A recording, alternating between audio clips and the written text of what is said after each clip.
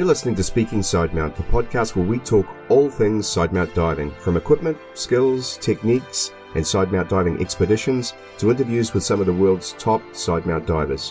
Whether you're new to side mount, been side mount diving for years, or just want to know more, this is the place for all things side mount. I'm your host, Steve Davis. Let's get wet.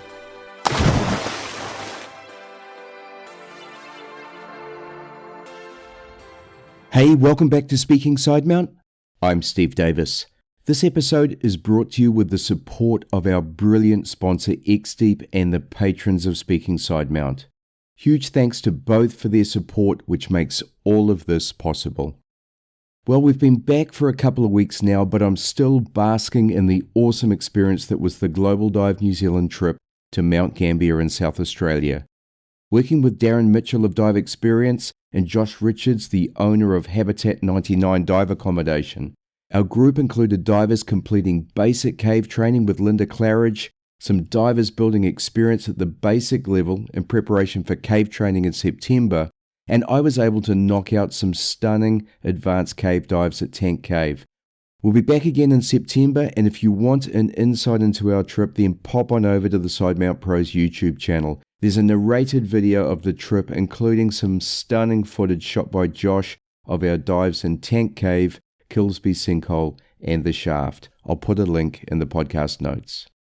Now, Sanne Volja is a cave diver and ISE instructor from Belgium, and if you haven't seen her social media, then you've been missing out on a real treat. Sanne combines her huge passion for diving with a unique style that makes for some of the very best and most compelling stories and reels anywhere on Facebook and Instagram. Sanne has only been diving for a few years, but diving has become a 7-day-a-week passion, allowing her to build a huge skill set and experience base in a short period of time. Despite her considerable skills and passion, however, as a young woman, it hasn't always been easy for Sanne to be taken seriously and included by some. Sadly, barriers for women still exist in many male-dominated domains, and diving is no exception. In this episode, Sanne shares how she got into diving and technical diving, how she manages her business and life to allow her to dive several times per week. We talk about the importance of mentors and how she was supported into technical diving and becoming a dive instructor. Sanne has a deep empathy for her students when teaching, and she shares how she takes the stress and pressure out of her courses by allowing her students time after their course to build some dives before coming back for certification. Following this intro, Sanne and I have a pretty deep conversation about the barriers that women face as technical divers and what can be done to make things easier and more inclusive. And then she shares on the formation of the Cavettes, 3 women who share a passion for cave diving, who met through Instagram and are now blazing a trail for women technical divers, role modeling, sharing information, and creating women-only events where they can dive and share their passion and knowledge. A conversation with Sanne isn't complete without us sharing our experiences on the KISS Sidewinder. I know this is in nearly every episode now, but it's hard not to glow when you've found a machine that supports your diving like the Winder. I'll try and balance this out over time if I can. Now we end with Sanne sharing her plans for the year ahead, and I accidentally let it out of the bag that I'll be in Mexico in November. More to come on that for sure. All this and much, much more in this episode of Speaking Side Mount. And we are recording. Sanne, welcome to Speaking Side Mount. Hello, thanks for having me. Oh, it's awesome. Now, listen, I've been watching all of your social media from afar for a long time, so it's so great to meet you. But let's get started by giving you the opportunity to tell us a bit about yourself. So my name is Sanne, which one you pronounced really good, actually, because most of the people cannot pronounce it very well. I'm kind of a newbie diver from Belgium, and most of the time I dive side mount and with the Sidewinder. I actually started diving, I think, almost 4 years ago, which is kind of new what I told you. And it started a little bit different because I was like scared of water, scared of the ocean, and scared of fishes. Like the idea, what was underneath, scared the heck out of me. The unknown. So I was on a vacation one day and I saw 2 people entering the water and I was like, okay, maybe I should try that diving kind of thing. So I took all my courage up and I went to the shop and I did this dry dive in Gran Canaria. Mm-hmm. And I actually never stopped. It was amazing. So my fear of the ocean kind of turned in like my biggest addiction and passion in life. That's a great story. Were you a very good swimmer beforehand? Yeah, I was a good swimmer. So this was not the case, but it was more about the unknown. Like everything could attack me and eat me underneath the surface. So this was what I was scared of. I totally understand. So I started diving just when the Jaws movie came out. Can you believe it? And we were so terrified back then of sharks. It was unbelievable. To the extent that I remember my stepfather having, it's terrible to think now, but he had a bang stick, the shotgun cartridges in a stick, because we never saw a shark. So it wasn't as if we were ever going to use it. There was so much fear about sharks in particular at that time. And thankfully, through the work of people like Christina Zanato and many, many others, we now, Rodney Fox as well, who was attacked by a shark, but became a shark conservationist. We now know that the most dangerous thing in the water is probably ourselves, and we're pretty safe. And look, if lightning happens to strike it, you can always have bad luck, but certainly the wildlife, but in particular sharks, are no danger to us. And of course, cave diving, you don't really see any of that anyhow, do you? No, but I was even scared of sharks in Belgium, but there are no sharks in Belgium. But indeed, in caves, we're all safe. From that sort of thing, at least. Yeah. So interesting. I know you've got a really interesting life outside of diving too. You're a tattoo artist, is that right? Yeah, I'm a full-time tattoo artist and I have my own shop. Yeah, it is amazing. This gives me actually the ability to be flexible with timing and dive as much as I want to. So I can actually combine the two biggest passions of my life on a daily basis. Yeah, that's awesome. I have a coffee shop and gelato store outside of diving. But the trouble with coffee is I don't make appointments. People come to me and when they need their coffee, they need their coffee and you need to be there every day. So I have the opposite problem where it's really hard for me to get away from that to go diving. So I imagine you make appointments with your clients so you can run that any way you like, right? Yeah, exactly. And the good thing and the lovely thing as well is I have like chats all the time with my clients. So I can talk about diving every single day. And they like it. They like to hear the stories. So this is amazing. I do the same at the coffee shop. I get in trouble sometimes, but and I've been desperate to show you my tattoo as well. So amazing. You can only see a little bit there, but when I was living in America and I got a sea turtle on my shoulder, which is one of the sea animals I really, really love. And it's done in the Hawaiian style. It's called a honu in Hawaiian. And it covers over my shoulder. I love it. Not that I'm going to get any more or very many, but that was just something that was really special to me. And I guess a lot of people who come to you are looking for something like that, right? Yeah, exactly. I still need like my personal arrow on my arm, actually. I don't have a diving tattoo yet, but will be in the future for sure. Awesome. So you got into diving and you started in Gran Canaria, I think you said. And then how did that progress? Because you've come a long way in 4 years. So how did you progress from there to where you are now? So I started with the open water course. This was still in Gran Canaria. And then 2 months after this, I did the advanced. And then I came home and in Belgium, there was a club which I signed with, and they only dived like 1 or 2 times every 2 weeks. And this was not enough for me. I felt like just swimming around in circles in the lake. This was not me. I quickly got bored and I felt like I want to do more with this. I want to learn more. And on a Facebook group, some technical diver reached out to me and he said like, hey, I saw your post about you wanting to know more about diving. You want to progress, you want to train. Maybe technical diving is something for you. So he gave me some information about it. And I was like, okay, this attracts me a lot, like that I can train and progress and get motivated for myself to get better like this. And then he told me as well, there's a lot to discover as well. You have wrecks, you have caves. And I was always interested in history. So I was like, okay, this is maybe the path I want to go to. I say maybe because in the beginning, you don't know if you will be made to go cave diving or you will be comfortable enough to go to a wreck or to go deep. So I just started with the beginning. I took a double course and continue on, train on. I went training on sometimes 7 times a week just to get better. Well, that's how you do it, isn't it? When you dive every day, and especially if you dive in the right way and you've got somebody who can show you the right path and help correct you when you're doing things wrong, you can progress really, really fast in that manner, can't you? Yeah, exactly. And it's all about making the mistakes as well. You make the mistakes, and then I want to take this mistake, train on it, and next week I want to show, okay, this mistake, now I can manage. And this is what I like so much about diving, that 1 week you can suck at one thing, and the next week you can manage it like it's nothing. And so you can slowly progress to the next level. Cool. And so you mentioned you started in doubles, but clearly you went to side mount. So how did that come about? Let's say even in doubles, when I saw like a little hole, I was attracted to it. I wanted to know like, okay, what's inside there? What's on the other side of it? So therefore, I felt like this doubles on my back was one kind of too heavy for me. I could manage, but it was heavy. Let's not like turn around it. It's heavy. And then I did not felt like the freedom I was expecting on the water, and as well the freedom to go into those small holes.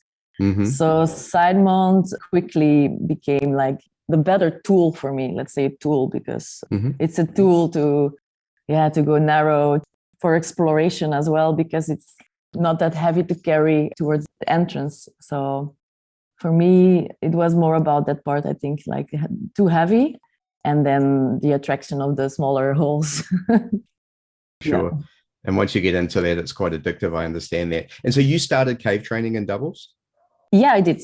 Yeah, I did start it in doubles, exactly. 2.5 years ago, I think. Yeah, which was fine as well. I think doubles has its benefits as well. But for me, as I'm more attracted to the narrow caves, the side mount is more my tool. Yeah. And it's an interesting thing because you mentioned about diving a lot. And when you're diving a lot, I think you can kind of have a tool-based approach to things where you can say, today, the best tool for me is back mount doubles, and I'm going to dive back mount doubles. And then another day, I'm going to dive side mount. And that's an absolute valid thing to do. But another way, like with me, I don't always get to dive that often as I'd like to. And so one of the things I'm very conscious of is maintaining my skill set and making sure that I own my equipment configuration, and switching doesn't necessarily work if you're not diving all the time. It's an interesting discussion. I was talking to Michael Menduno about it the other day. We're looking at working together on a project on side mount, and that was one of the things that came up is when is it the best tool and when is it maybe not the best tool, and what are the factors that contribute towards that. And certainly looking at small holes and caves drives you immediately to side mount, doesn't it? So you started in Gran Canaria, you did an open water course, you came back and a technical instructor reached out to you and started you down that path, which is really cool. I think you mentioned that the skill set attracted you, and then that then took you to cave environment and so on. I know that you're also now an ISE instructor, and so that also has come really, really quickly. I mean, normally it takes a while. So tell us a bit about the transition that you made from starting into technical diving and then becoming an instructor with an agency like ISE. Yeah. First of all, I must say, like, it's not a lot in years, but it's a lot in dives. The whole progress took me like 700 dives, which is maybe not a lot for like a warm water Thailand diver, but in Belgium it's a lot. Yeah, I get it. How did it went from the back mount doubles to being an instructor? Actually, I was asked as well. I was asked by my own instructors who said like, Sanne, I do think you have the ability to teach people because you're super passionate and it's addictive the way you talk about diving. So I started thinking about it, and actually every time I was talking to people about diving, I felt that they were attracted to my stories. And for me, getting more people into diving to get to know the underwater area and the beauty of it, it attracted me. So for me, being an instructor was, first of all, more about, getting people to know about this passion and try to hook them up as well. And this is what I try to do with my students, just have a super relaxed vibe, just having fun and enjoy the beauty of the underwater scene. Of course, it's super important to have the basics as well, but I try to do it in a really, really friendly way. Like I want my students to look at me as a friend and just talking about our passion together and getting along the way. So this is kind of how I teach, I think. Yeah. And in my experience, that's the best instructors are absolutely like that. I think back to my mentor, Tom Steiner and Gozo, and Tom is just such a great guy. He's that first. He's a great diver and great instructor, almost second to that. And when you bring the two of them together, I talked about speaking side mount in terms of us having a conversation after a dive. That's what it was like at Gozo. Every single day after a dive, we'd sit on these wooden tables they'd made out of shipping pallets, and we would talk about diving, talk about our passion. It was unreal. And Tom would hold court a little bit. I've always found him really interesting because he speaks 8 languages fluently, and he would switch languages. He'd switch from French to German to English. Those were the languages that were going on, but depending on who he was looking at would be the language he would speak. It was just such a cool thing, and so good to have that passion and friendship around what you're doing, because let's not forget, this is work for us as instructors, but for most people, it's what they do for fun. So if we make it really tense in a high pressure environment without the fun element, then they're not going to want to do it, or they're not going to enjoy it as much, are they? Yeah, exactly. And for me as well, I don't want the students to put me like too high above them, like high, like I'm scared of you because you're my instructor. Mm-hmm. I just want us all to be equal and have fun. So I even do my own training dives with my students. I just tell them, hey, I want to train a bit on this and this. Who wants to come with me? And we just have fun and train. And they ask me as well. And this I like. They ask me, hey, Sanne, this weekend, you're going to this dive area. Do you want to join? And I join and we grab a beer afterwards. And I just love it. That's Belgium, of course. I said wine before, but it's Belgium, right? It's beer. Some would say in the home of. That's awesome. And so when you were starting a new course with new students, what are the keys? So you mentioned sort of having fun, but as you start to develop their skills, what's your approach to doing that? I think it depends from student to student for sure. Depends on their own comfort. And for me, I start for sure with trim and buoyancy. This is super important. I think IAZ focus a lot on it.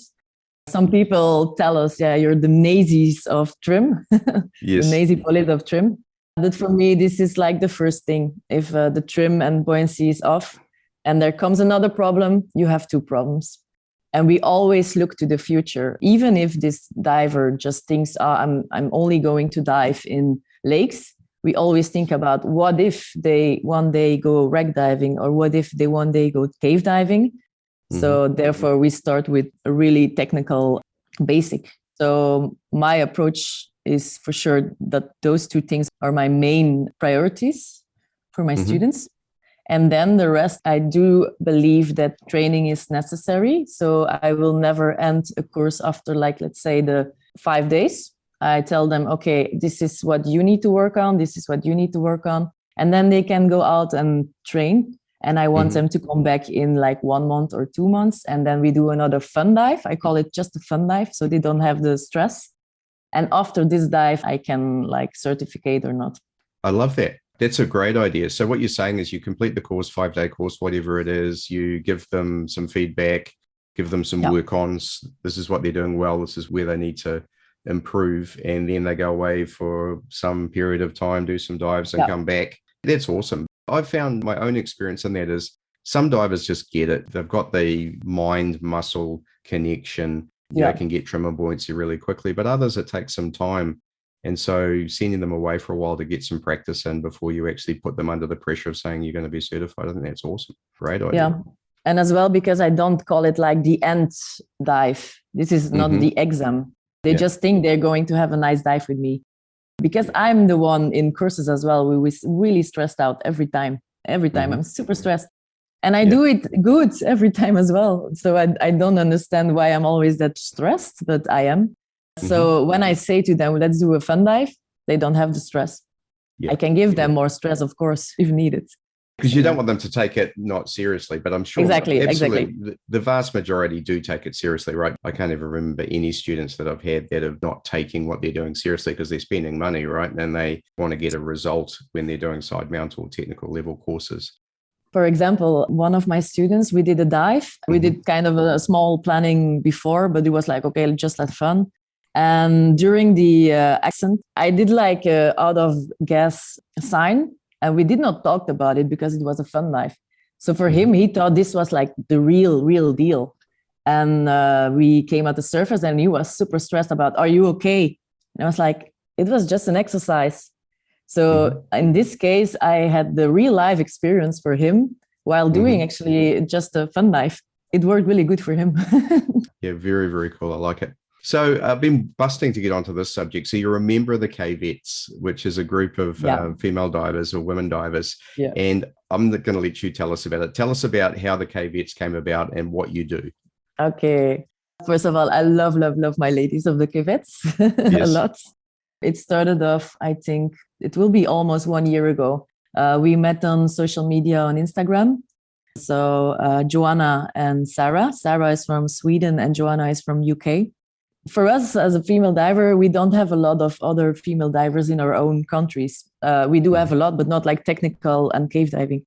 So reaching out on Instagram was a good thing for us because we could ask questions about like female stuff, like diving while having a period. What do you do with the sheepy? The regular female questions. So we instantly connected and we felt sad that we could not dive with other women in our country. So we were like, hey, maybe we should meet up and organize a trip and dive together. So we called it the K-Vets. Afterwards, seems like K-Vet means like being naive in French, but we didn't know. Oh, really? I didn't know. Yeah, we didn't know. So we're not naive at all, but the K-Vet sounded nice. And we met in last December in Tuna Hasberg, the mine in Sweden. And Maria Bollerup was joining us as well. So it was the four of us women diving together. And it was super interesting to see because we do act different a bit. I do love all my male buddies, of course, but we felt like more connected. We helped out even more with like putting on our gear, taking it off. It's a different vibe. You cannot compare. It's just a different vibe. And we talked to each other about all our experiences, about inequality, about other women reaching out towards us on Instagram. And we thought, okay, maybe we should like bring it a little bit more out on social media and let's create like a platform where women can reach out and ask questions because a lot of women are scared of technical diving or think they will not be worthy enough to cave dive. So this was kind of the idea of K-Vets. And we are amazed by the response we get because we have a lot of women reaching out now about simple questions from gear, but even to what do I need to do to become a cave diver? How do I prepare myself? So yeah, it's amazing to talk with other women and help them out. You and I both know Audrey Cadell, and again, going back to Gozo, I got to dive with Audrey a lot, and she's a great woman, but a phenomenal diver. And I used to follow her around and just watch the way that she finned and copy her. That's how good I think she is. I met her in Mexico in February. She saw my ass actually in the jungle. Okay. I'm sure there's a story behind that. For sure. So anyhow. Story. But yeah, look, there's no reason whatsoever why women can't be at least as good as guys. In fact, in some ways, they have the ability to be better. And one thing is size. Women tend to be slighter. So going through small restrictions, I mean, Natalie Gibb telling me about that. So that's cool. You mentioned barriers to women going into technical diving. What do you think some of the barriers are and how can we knock them down? In my opinion, what I felt most was like before a dive, you could feel that they don't always take you serious because I have all pink dive gear. And this makes people think that I'm more into looking good than being good on the water. So sometimes I felt like when we were standing with 10 people and I was the only woman, that I got a little bit left out of the conversation, even if I actually knew a lot about it, but they just like deleted me a bit. And after the dive, when you showed yourself on the water, the vibe changed. This is the thing I don't like. I do feel sad about it, actually. I want people to accept me as well before even showing what I can do on the water. Yeah, I wonder whether guys suffer from that somewhat too, though, and maybe you don't perceive that. And I dive a lot with guys, and you respect the ones you see in the water. And I always say talk is cheap. A lot of people can talk a good dive, but can they put it in the water? And until I've seen someone in the water, I don't listen so much to what they say. It's more about what they do. I wonder if that's a bit harsh. I hope not. And so I think guys can suffer from that as well. But obviously what you're pointing to is that women suffer from that even more, not being taken seriously, not being inclusive. And I think by having good role models, I think that's one of the things that with the KVETs you guys are doing is that you're role modeling good diving. Clearly, all of you are phenomenal divers, and your social media is really good too. That's how I first met you and noticed you. And so seeing good social media and good images and someone diving at a high level, and then you tend to make it fun as well. So it's worth watching too. That can go a long way to having people realize that there are very, very good female divers around. But I do feel it's changing, actually. I've been in Mexico and I've never been so respected by male and female divers over there. I felt really good with all the people I've met. Nobody judged me or looked differently at me. So I do feel times are changing, but I think there's still like a old generation kind of thing. You know what I mean? I do. And I think you'll find that out of places like Mexico. There's a lot of people who are professional divers diving every day. And there's a younger group there as well. I interviewed Skander a few times as an example, right? And I haven't dived with him yet, but I'm sure he's amazing, right? These guys are diving every day, but like you, and they have a very, very good skill set. And yet outside of those places, I know in New Zealand and potentially Australia and some of the other places I've been, technical diving is dominated by white middle-class males who have the money to afford the equipment, and that's who they are. And it's getting through to some of those people that not only young female divers, but young divers full stop can be really, really good if they've put the work in and been trained in the right way. Yeah. We recently had a situation actually as well. I've posted like one bikini photo on my Instagram account, like one. And I got like a negative reaction on it, that it's not professional to put a bikini picture and that it's not about diving and it's not diving related.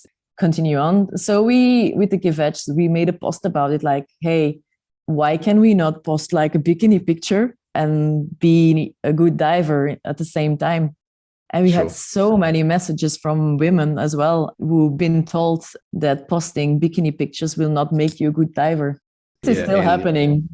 Yeah, man. But it makes me feel bad. I mean, within reason, all of us should be able to post whatever the hell we want to our pages. That's the first thing. Okay. And secondly, we're all human beings. We dive and we do other things. And that might involve wearing bikinis. Not for me, but that should be fine. And it's still a difficult world, I agree. And I'm sorry that happens because it's not the way it should be. I don't even feel sorry about it. I more feel sorry about the people who react this way because it's 2022. Exactly. And back to that social media thing, this is probably almost certainly something that nobody would say to your face. It's always the keyboard warrior who's posting from afar. It's just such a double-edged sword, social media. There's so much positive that comes out of it. I mean, you were able to meet the KVETs through social media. You and I met through social media. This is all going out on social media. That's the positive side. And the negative side is that there are some very negative people out there who somehow need to improve their own self-image by criticizing others. And I think that's the thing that needs to change if we can change it. Some of it's human nature, and I guess we just have to accept it. But from my point of view, I would ignore that sort of thing outright. And the other thing that I've seen happen recently is it getting called out as being wrong, you know, when somebody makes a comment like that. Shall we move on? Yeah. I was like listening and I was like agreeing with everything you say, like, yeah. We're preaching to the converted, right? So what's coming up for the KVETs? In June, they are coming to Belgium, actually. So I'm super excited to show them around. I will do my best. How do you say, like, it was Tuna Hasberg before, Tuna Hasberg, and now they come to Belgium. So we don't have this big of a system like Tuna Hasberg, but we do have a lot of small, beautiful mines as well. So we are planning some dives, just the three of us. I don't think Maria will join us, but I need to check it out.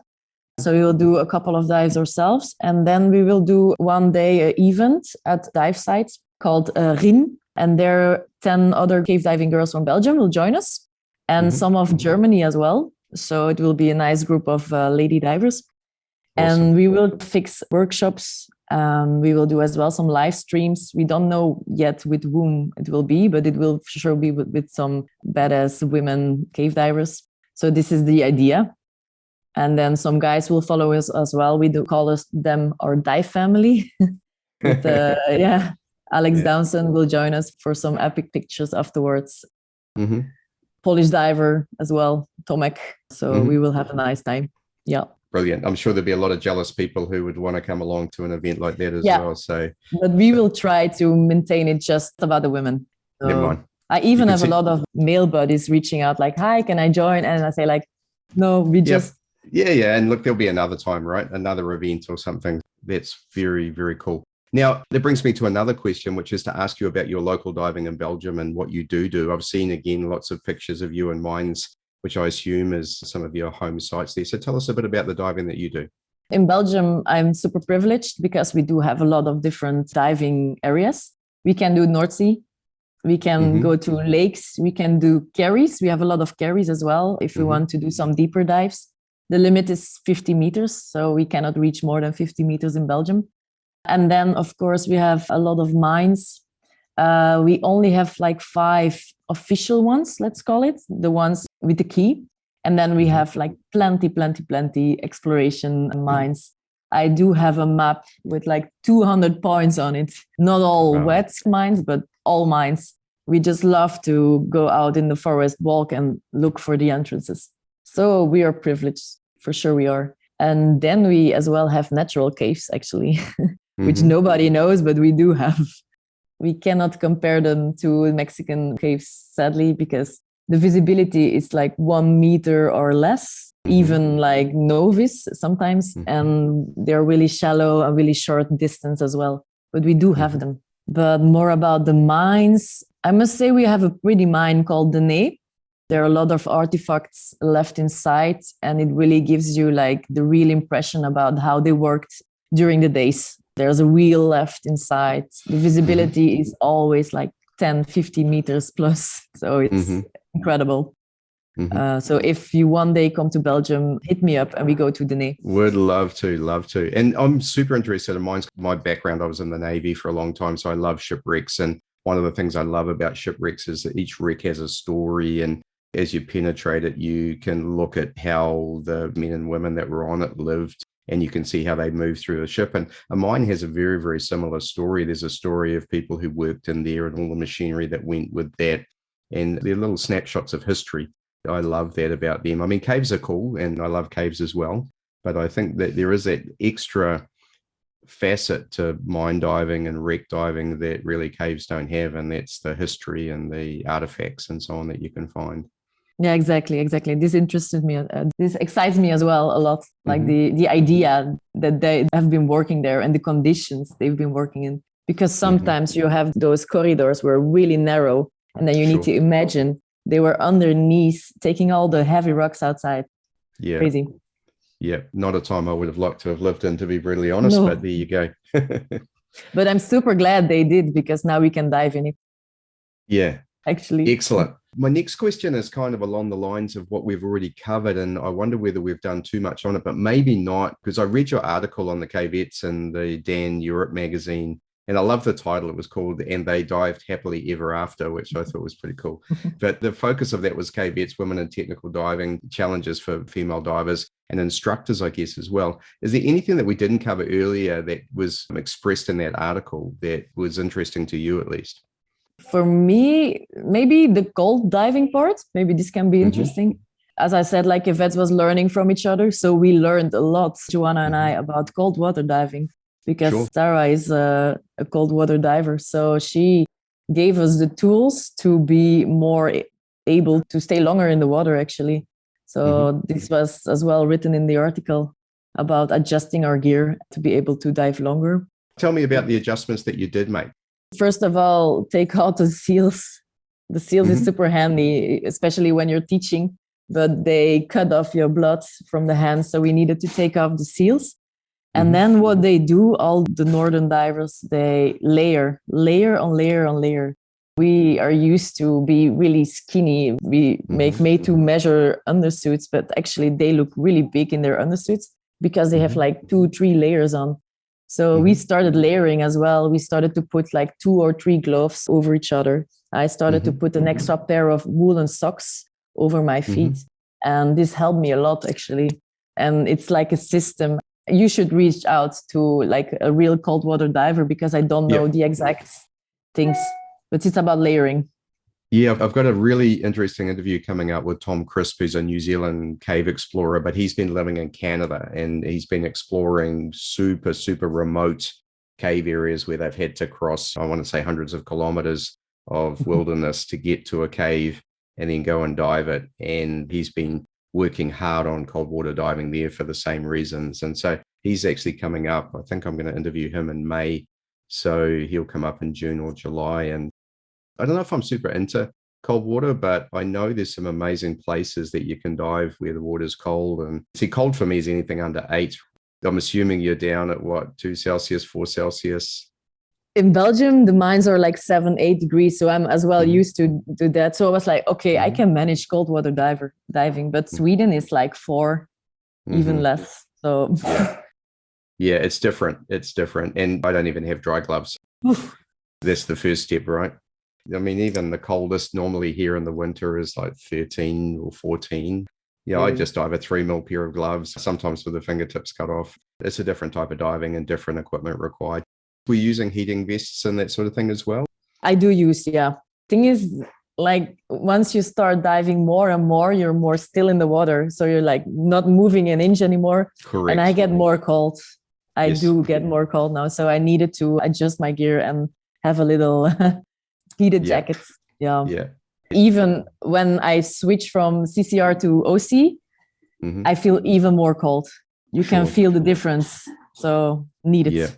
Yeah, funny story. Again, I started diving in the 70s and we didn't really understand being still in the water back then. If you ever watch one of the old Jacques Cousteau movies and you watch all the divers there, they're all swimming like this really fast to try and maintain your buoyancy, basically. So I used to wear in very cold water for us, say 18 Celsius. I'd just have a 5 mil wetsuit with no hood. I'd get an ice cream headache, but I was swimming around so fast that you're always working that you never really felt cold.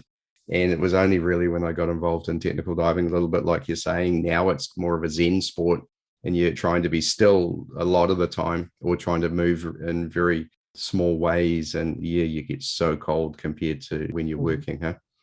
Exactly. So this is speaking side mount. So let's start talking a little bit about side mount. So you've started side mount diving to enable you to go further into caves and to go through restrictions and so on. Tell us a bit about the side mount diving that you do. It's the ISE approach, actually, which is kind of different than most of the systems. Biggest difference is we donate what we breathe. So if you need to gas share, we only give what we breathe. And the reason behind it is because we know it's working. So we don't want to give the other diver more panic or more stress. So we just give what we breathe. So therefore, we don't use the bungee around the neck, and we use 2 short hoses. Is it 2 1 meter hoses? It's 1 meter and 110, if I'm not wrong. Okay. But it can be adjusted a little bit because of the size of the diver. So this is kind of our approach. I'm actually quite familiar with it from talking to people like Toddy, and I was going to talk to Akim a long time ago too, and that we never pulled that off. I should try that again. There's arguments for whichever way you do it, and I come from the approach now that so long as what you do works and you have processes around how it works and why it works, then it's fine. And I have no issue with 2 1 meter hoses. And then I'm assuming that you're diving aluminum or aluminium cylinders and you're going to donate a cylinder to the other gas diver. Is that correct? Yeah, we do our weighting without the cylinders. So we can take off both cylinders and we can still be able to remain on buoyancy. Yeah, we can give because we don't have the long hose. Yeah, sure. And because it's an aluminium cylinder as well, you couldn't really easily donate a steel because it would be part of your weight system and that would cause problems. Yeah, got it. And therefore, there's no need for a long hose. I've had lots of these arguments with people about the benefits of one over the other. But as I said, provided that you have clear processes and train them and understand what you're going to do and when you're going to do it, then... Yeah, with a mixed team, you just need to like properly show before the dive, like how is our system working? How is your system working?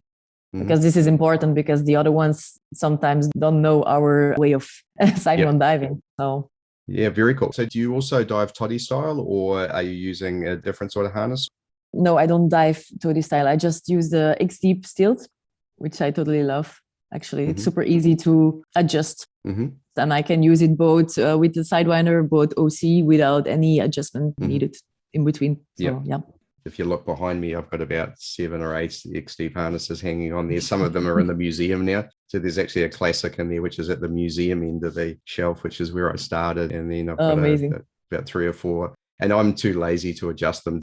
They are super easy to adjust, but I've got one for the tropics. I've got one for the Sidewinder. I've got one for my tech diving. And I use a rec if I just want to go and have a play with a couple of cylinders. So yeah, love it, love it. So do you teach Sidemount? Is that one of the courses that you teach?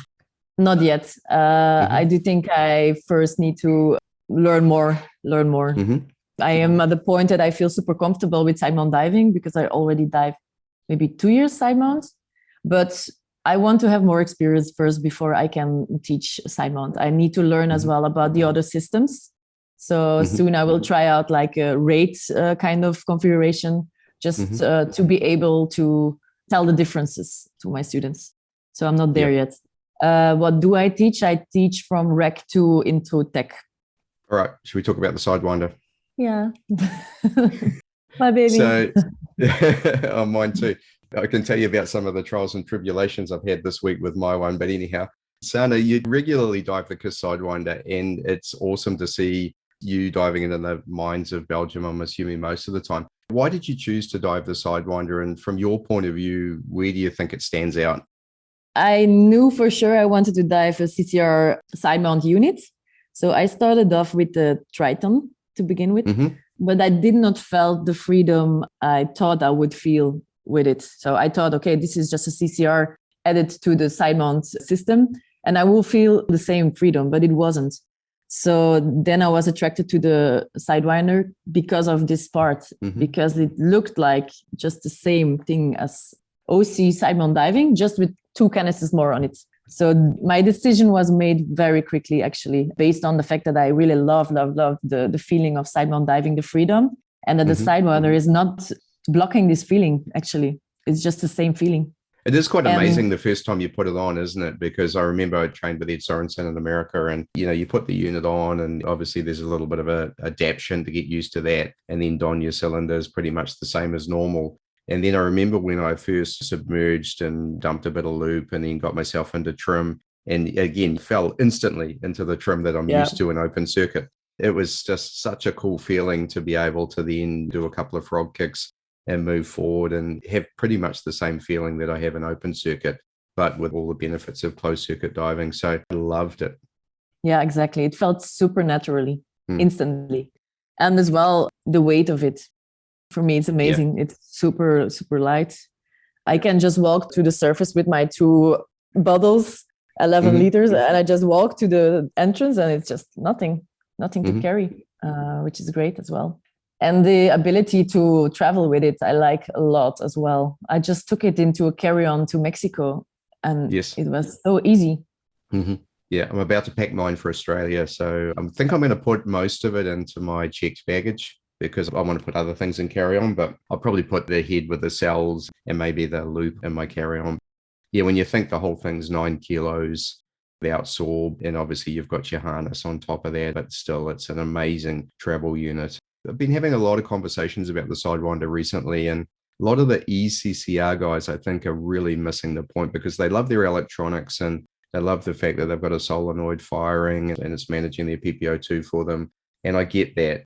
But I think what they're missing is how easy it is to drive the Sidewinder. I think they're taking their ECCR, the way that works, driving that manually and saying that's what the Sidewinder's like. And it's not. It's really, really simple to drive. And you look at your PPO2, it's a bit low, you pump a bit of oxygen in, you dump a little bit of loop. The same if you need to drop it a bit, it's super easy. And then the fact that it's got an orifice and constant mass flow device in it, meaning that your metabolic rate of oxygen is being delivered all the time. If you're not changing depth, there's really nothing for you to do, provided you've got that set right. It's so easy to dive. It's actually as easy as just using your inflator. Yeah, exactly. It's as easy as that. And I don't have an inflator anymore on my Sidewinder set, actually. You don't? So it's as easy than using your dry suit, let's say. That's interesting. So you have an X-Deep Stealth, but you don't have the inflator on? No, I don't have it on anymore because I find out that I only trim on my dry suit with the Sidewinder. You can say, you don't have like a backup buoyancy device. Okay, this is a discussion which can be made. but you still have your lungs of your Sidewinder as well. Sure. So in what case will be, and your dry suit and your lungs of your Sidewinder will be broken? Then you know, like, okay, today it's not my day, but what time will it happen? Yeah, I get you. Yeah, mine's been modified. Sorensen modified mine to put a shoulder dump on. So it shoulder dumps to the left side of my back. So I have to tilt a little bit to dump, but it's no problem. And to be honest, I really like that. And I think that's the thing I find with the Sidewinder is it's really difficult to reach behind you. So the classic stealth dump is not reachable for me, at least. I think you need really long arms to do that. So that is a bit of a challenge. And I don't know if Pieter and the X-Deep team are listening. And I know Patrick's heavily involved in this now. Whether they might come out with a shoulder dump, who knows? As you say, it's easy enough if you weight yourself correctly to be able to use your dry suit and also the counter lung. And then I do like the shoulder dump on mine, so I'm keeping that. So a couple of other things about the Sidewinder that's interesting. I had a bit of trouble with my diluent manual add valve. And do you actually use one of those, or do you just use an ADV? I use a MIV. Yeah. So it's super easy for me to use, actually. I don't use ADV because it always happened in a situation where I don't want it to shoot. So therefore I took it off. I must say the only benefit for me personal of it is while exploring and you're railing, then there's a big benefit to use the ADV. But aside from that, for me, it was more like causing me a problem than being a help for me. So I just use the MIV. Yeah. The only time I've had mine fire accidentally on me is if I can't remember which way up it is. I think it's if I turn in a shipwreck on my left side. So I just don't go that way. I go the other way over. And I find it really beneficial for me during descents. If I'm busy doing other things, it'll just automatically, as you breathe, you need a bit more gas, it'll just give it to you, or a bit more loop volume. And then also again in shipwrecks, if I'm trying to get through something, especially if I'm kind of head down and going through a hatch or something, it's quite nice to have it not have to reach down and add some loop. If you're managing the loop volume properly and having it just the minimum that you need to, it's actually really easy to add a small amount of gas as well, just by sucking a little bit more in. Yeah, I understand what you're saying. I can imagine that going off at the wrong time being a pain in the butt. Yeah, for me, I left everything on to start with. And I did let's say 20 hours on it. And then I was like, okay, the wing, did I use the wing? No, actually, I didn't use it. And then same with the ADV, like how often did I enjoy the ADV and how often did I not? And it was more not than I didn't enjoy it. So therefore I took it off. And I never missed it, actually. Even with exploring, it's just adapting to the new way of manually inserting the diluent. And it's one less thing to fail as well. Exactly. It's awesome. It's good to learn a bit about that. I noticed you've got this amazing pink unit and pink thing going on, and your social media for the Sidewinder is so cool. Who's taking your photographs? A lot of people, actually. Yeah, I have a couple of guys in Belgium, Christophe Govart, who is actually a lot diving in Sardinia. A couple of divers, actually, they just ask me sometimes like, hey, can you come? I want to shoot a bit. I want to learn some tricks and try out some lighting settings. And then they take me with them. Model, right? Yeah. And then in our dive family, we have a good friend of mine, Alex Danson, who is great photographer, 30 years of experience. And I do love to take pictures with him because he's super clear on the water. He's like, you need to be there. And the way he managed it like I'm his puppet is just amazing. So yeah, I have a couple of photographer friends. Yeah. Very cool. Now it's great to have good pics. And the best I've had were done by Audrey and Gozo, and another guy who does a great job. And he did a lot of photos for a book that I wrote. So yeah, it's great to be able to do that. And there are some phenomenal photographers around. And yeah, I just wanted to compliment you on your Instagram in particular and social media pictures. There's some fantastic ones there. So, Sanne, I know that you recently had a DCS incident, and you and I have spoken off mic a little bit about whether you're comfortable sharing, and you said that you were. So thank you for that. Can you share some on what happened and what you learned from that? Okay. So I was diving the North Sea. If we go dive in the North Sea, we need to wake up really early, around 3 o'clock in the morning. So we did 2 recreational dives, actually. The first dive was a 30-meter range, and the second dive was 20-meter range. I was on the CCR, but I was diving more likely close to the gases my body has. So I was diving let's say 32%. nitrox. So after the second dive, I came up and I felt like less on sugar. I had the feeling that I needed to have sugar. I felt like the blood of my head was going a little bit down. And people told me, yeah, you're a little bit white in your face. But I was not immediately thinking about DCS because I was doing recreational dives, as they call. So I came out of the boat, I went into the car, and I was like, I kind of have a strange feeling in my arm and leg. When I touched it, it felt like it was not my arm. So it was a kind of a little bit numb. So later that evening, I took some oxygen for sure, like immediately after that feeling. And later I went to the hospital and they found out my body was hyperventilating, but they did not tell me it was DCS. So they just sent me home. Day after I had the same feeling. So then I went to a hyperbaric chamber and they told me, okay, this is proper DCS from the nervous system. So the first type. So I did 8 sessions and it all disappeared, luckily. And I had some problems with my balance as well. So if I standed on one foot, I fell down all the time. So there was a problem in probably my small brains. So after some tests and stuff, they found out that I react really, really bad on vasoconstrictor products like caffeine. Caffeine is a major vasoconstrictor. So what did I do that day? I did not sleep well. I drink a lot. This I do all the time. So it was not dehydration. But I took some pills for my ear. And in the pills, there is caffeine inside. I took a pill for my ears, which is pseudoephedrine inside. I don't know if you know And then I took something for seasickness, which is caffeine inside. So I took already 2 things with the vasoconstrictor inside. And then I drink some coffee as well. So I had a lot of products inside my body, which causes this. And then sadly, I had a leak in the dive. So I was cold as well. So this is like the perfect mix for disaster. So even if it was just a recreational dive, I had like all the factors which increases DCS. So this was actually what happened. So I could not dive for 3 months. And then I did some PFO tests as well. One, there were little micro bubbles. The other one was clear. So we're kind of not 100% sure yet. But I am taking some extra time every time I do some decompression now. And I totally changed my routines, like drink a lot, not taking the pills. And I did not have any problem yet anymore. Interesting. So the things that you've learned from that would be clearly what you said about not taking the drugs, staying away from caffeine, which I hate to hear that, but I understand why. That's the coffee shop owner and me coming out. Yeah. And definitely cold is a big factor, isn't it? Yeah, exactly. Yeah. And as well, like doing a workout after the dive. You know, when you're diving a boat, there's a strong current. And so you need to, from the surface, vent a bit to the boat, which is super, super bad.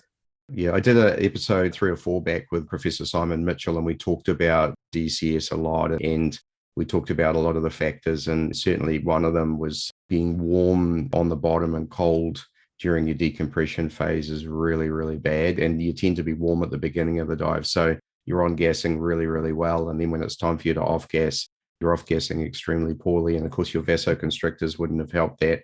And then, as you say, working at the end of the dive again can certainly support bubble formation. Yeah. I think people need to be more aware about the parts that even in a recreational non-deco dive, you can have problems. Sure. Yeah, absolutely. Like I had. And of course, you mentioned PFO as well. I mean, a large percentage of the population have undiagnosed PFOs as well. You can be diving for years and not even realize you have a problem. And then all of the factors align one day. You're cold, you're vasoconstrictors, you're exercising at the wrong time after the dive, and can certainly get a hit. And there's no guarantee on any given day that won't happen, right? Cool. Well, thanks so much for sharing. And I'm so glad that you're back in the water and doing well now. Yeah, me too. It was a pain in the ass, the 3 months. So what's next for you? What's in your plan for the rest of this year? And you mentioned June. Yeah, for sure, June. And then I want to go to Malta, actually, as well. I've met Audrey. She talked a bit about it, and I really, really, really need to go do some recs there. So this will be done for sure. And in November, I will go back to Mexico because I liked it way too much. Wow. Here's some news. So I'm almost certainly going to be there in November. You're going in November? I think so, yeah. I'll keep everything apart from the fact that I'm working really, really hard on it at the moment. Okay, it would be nice to meet and let's do some dives. Sidewinder team dive. Absolutely. Yeah, that'd be so cool. And if you go to Gozo, you give Volja a hug for me and you'll love it.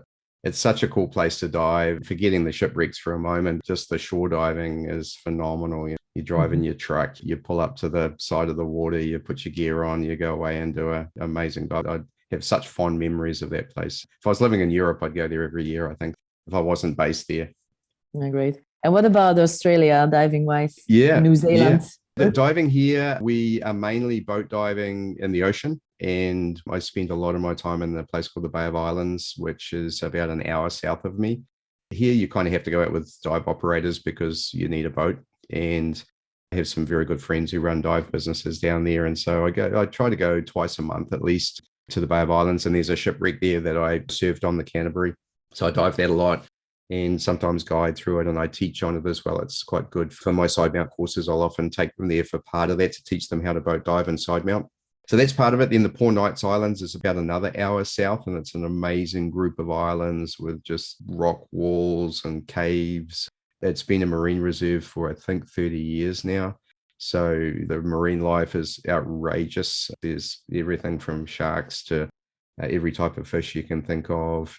Occasionally in the summer, we'll get whale sharks and mantas, but it's not known for that. You're quite lucky if you see them. But it's just such a cool place and amazing to dive. And again, we do that on a pretty simple liverboard, 15-meter power cat. And that's fun. Go out for a weekend. And I'm heading this Sunday, I'm going to Mount Gambier to cave dive. We've got caves in New Zealand. The ones in the North Island are a lot like what you described. They're zero visibility, not very interesting to me at least. And then the ones in the South Island, which I haven't dived, super cold and pretty gnarly, but there's lots of them. None of them are easy to get to. So you're always crashing through what we call the bush and helicoptering in gear. And the Pierce Resurgence is very famous. So the wet mules, Richard Harry Harris and Craig Challen and John Deliswano, JDZ, a bunch of those guys have taken that to 245 meters now. But it's very black, very cold, and it goes straight down. So it's not really my thing. So for us, Mount Gambier in South Australia, which is a pretty short flight, 3-hour flight to Melbourne, and then about a 5-hour car drive, which we're doing this weekend. It's a whole limestone karst area. Most of it's farmland, and they've discovered sinkholes simply by cows falling through the holes into these massive, massive sinkholes. I'm going mainly to dive a cave called Tank Cave, which is very, very well known, quite a complex cave, not super long. It's about a maximum reaches are a bit over 1 kilometer, but very, very interesting from the point of view of just the complexity of it. So I'm super looking forward to that and putting the Sidewinder in there. And then there's another one called Killsby Sinkhole, which is just this massive hole in the ground that goes down to 50, 60 meters of very clear water. Not a lot to do there apart from enjoy the fact that you're there. And then we're going to dive one called the Shaft, which again is very famous. You go down a line and into the water there, and it's again this cavernous cathedral-sized sinkhole. It's quite an interesting story on that one. The farmer kept losing cows down the hole, so he got really annoyed, where they got pissed off, as we would say. And so he was getting truckloads of fill to fill in this hole, thinking that he was going to do it. And then finally, when divers went to go inside it after he'd put literally hundreds of tons of rock in there, it's just a little anthill in the bottom of this, this 120-meter deep sinkhole. It's amazing. So we're going to dive that too. I should put it on my bucket list then. You should. And we're running 3 trips a year now from New Zealand. So you can either go straight there or come join us on one of them. But compared to Mexico, there's not that much there. But for us, it's super close. The closest place to do some what I call comfortable cave diving, where you roll up in your truck and get out of the truck and put your gear on in a shed. And you might have to go down through a manhole, but there's the cave right there. That's what suits me the best. I can't wait. I'm so excited. This is our first trip for 2 years since COVID. Fuck. Yeah, we're all really excited. So I've been playing with my dive gear all week. I've got it all sitting in a pile over there ready to be packed. Watch out with the Sidewinder. With a helicopter rope, watch out. So how will I do that? Yeah, it'll be interesting, eh? We'll see. We'll be fine. You've done a fair bit of climbing with yours, haven't you? Yeah, we did some exploration projects where we need to single rope technique down and then with the Sidewinder as well, which works really good as well because it's not super heavy. Oh, very good. Well, I think we've gone, how long we gone? An hour 15. So we've got plenty of material there. And I'm really appreciate you giving me your time. I know you and I struggled quite a bit with time zones at the opposite end of the planet virtually, but I appreciate you giving me time in your morning before work. It's in my evening here now. So again, great to meet you. Great to have a conversation over diving, and amazing to hear the diving that you're doing and about what you're doing with women divers, in particular with the K-Vets in your event coming up. I think it sounds phenomenal, and can't wait to see it on social media and see how that turns out. We will post plenty of reels. Awesome. Thank you very much, Steve. Hey, thanks so much for listening. I hope you enjoyed this as much as I did catching up with Sanne. It was amazing to meet her and learn more about her diving. I was particularly interested in the challenges that she's faced as a young woman in technical diving, and I would emphasize to all guys out there to think about the role that we need to play to make diving more inclusive for women. From my own experience, there are so many great women divers out there, and it can only be good for diving to be fully inclusive and to make everyone feel comfortable. Thanks again for listening. Thanks so much to our sponsor, XDeep, and to the patrons of Speaking Sidemount. Your support means so much to the show. I'll look forward to catching you all in the next episode. You've been listening to Speaking Sidemount from www.sidemountpros.com. If you like the podcast, please subscribe and consider leaving us a 5-star review. If there's something you'd like us to cover on the show, then let us know via our Facebook page listed in the podcast notes. Thanks again, and we look forward to you joining us on our next episode of Speaking Sidemount.